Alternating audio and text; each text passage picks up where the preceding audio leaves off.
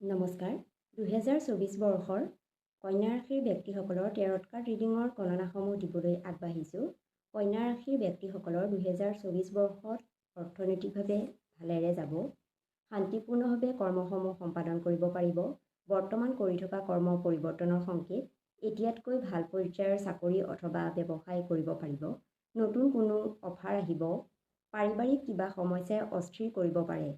বংশগতিকভাৱে সম্পত্তি লাভৰ সুযোগ পাব। অৱশ্যে পৰিয়ালৰ কনিষ্ঠজনৰ সৈতে মতানৈক্য হ'ব পাৰে কোনো কথাত। বন্ধু অথবা সংগীৰ সৈতে যোগাযোগ বিচ্ছিন্ন হ'ব পাৰে, গতিকে এই দিশৰ প্ৰতি লক্ষ্য ৰাখিব। সিদ্ধান্ত লওঁতে ভাবি চিন্তিহে আগবাঢ়িব।